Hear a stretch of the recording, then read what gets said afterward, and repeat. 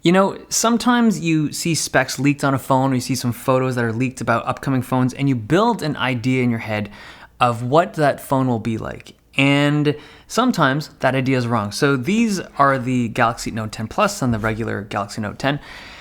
And I liked them a lot more than I thought I would. Now, at the briefing, when they first announced these phones, I remember thinking that, sure, like the Note 10 Plus, really easy phone to just recognize as being the flagship. It's a very powerful phone, very expensive phone.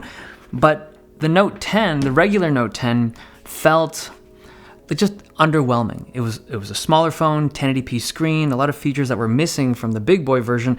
And it was like, the first thing I actually thought of was like, why does this exist? What purpose does a smaller Note 10 with worse paper specs have when the traditional Galaxy Note line is just a flagship product with the best specs possible? But it turns out both of these phones are really solid, and I've really grown to like the smaller regular Note 10. Now, before I get into the meat of this video, I want to talk about the lack of the headphone jack on both of these devices. Both the Note 10 and the Note 10 Plus no longer have headphone jacks, and Samsung just straight up removed them.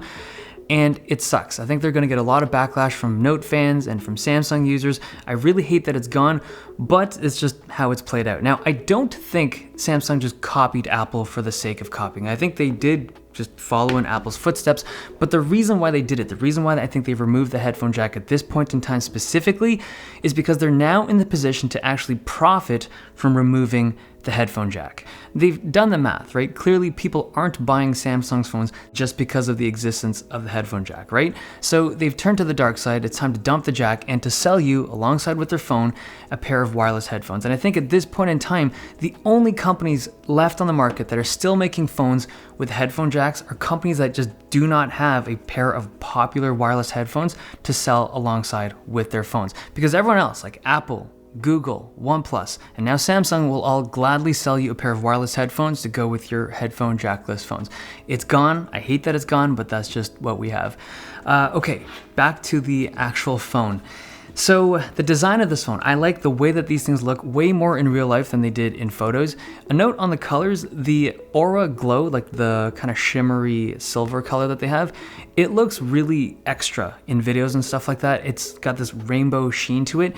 It looks crazy like that if you shine a lot of light on it, but I don't think it's as obnoxious or as loud as it may seem in videos. If you like that look, but you're hesitant because you thought it might be too bright or too colorful, I think for regular use, it's relatively muted. It's just outdoors, it really blasts. Like you saw the thumbnail in this video, that was shot with just lights hitting this thing at the right angle and it just glows, but oftentimes it's just a more muted silver color. Now, another thing I really like about these phones is the frame. So these use a stainless steel frame, kind of like how the iPhone 10 and 10s have used that same kind of stainless steel frame around the phone. Every other phone that I've used recently has had an aluminum frame, and the vast majority of premium kind of flagship phones use an aluminum frame. Now, this is the OnePlus 7 Pro, and I've dropped this a bunch of times since I've switched over to it, and this material is soft. It scratches, it dents, it's even cracked the glass in one of the corners, but stainless steel frames are just a lot stronger. Not that you're gonna be dropping your phone every day, but it's just a more durable frame material than aluminum. Other changes to the Note 10 this year, the button position. So they got rid of the kind of traditional spot of the power button or the sleep wake button, and they've repurposed the Bixby button on the left to have that function. And you can customize it. So I've set mine so that a single tap will sleep and wake the phone, a double tap will launch the camera, and then a press and hold will launch the kind of power menu. And there's just no more Bixby functionality off of that button just by how I've set it up. So it's nice that you can do that. There's just no more accidental Bixby launches because the button no longer does that. Okay, the screen. So I'm coming off of the OnePlus 7 Pro when I'm coming over to this phone, and the resolution on the smaller phone is stuck at 1080p. And I'll be honest, when I first found out that it was a 1080p pen tile display on a Galaxy Note, I was like, what? These phones are supposed to be the Samsung flagships. These are the Galaxy Notes. They're supposed to have the highest resolution screens you can get on any Samsung phone. It turns out though that the 1080p screen is very good. Like maybe my eyes aren't sharp enough. Like I can tell the difference between the 1080p screen and the 1440p screen. You can tell them apart, especially if you have them right beside each other, but there's no way that I would ever look at the regular Note 10 screen and think, this is insufficient. Like this is lacking in some way or another. I really think it's a fantastic screen. The shortcoming, though, I would say, is the lack of high refresh. Like a 90 hertz screen would have been so nice, and coming off the OnePlus 7 Pro, there is a noticeable difference between the 60 and 90 hertz refresh rate, but that's what we have. 60 hertz screens on Samsung flagships for this year. The hole punch at the top, I actually don't mind it at all. I thought I would coming off the very clean OnePlus 7 Pro screen, but it's there. I really don't seem to notice it. Now, one of the benefits of having a 1080p screen is battery life. When you run a lower resolution screen, you just have extended battery life. And this phone does not have a big battery. I'm only getting like 4.5 hours of screen on time over the past few days. I get it, it's a relatively small device that has a pen. There's not a lot of room in there for a battery, but I was just hopeful that it'd be getting better than 4 hours of screen on time. This is still relatively early on in the whole review process, and I'm sure I'm running some kind of like early hardware and early software, but yeah, that's what we have so far. Shorter than battery life than I had hoped and even expected. Okay. The camera system. This is a triple camera system. The Note 10 Plus has an added fourth sensor, like a depth camera. The photos are clean from what I can see so far, but the night shots in particular look really good. Now, the main feature of the Note 10 and the Note 10 Plus is the S Pen, and this year it's been improved. They've added some gyros in here, so it's got more features and stuff. This is the best feature of the phone, and it's the most unique feature of the Note lineup, but whether or not you can fit it into your life or your workflow is entirely dependent on you. Now, you have like your regular note-taking stuff, you have the remote shutter stuff for the camera.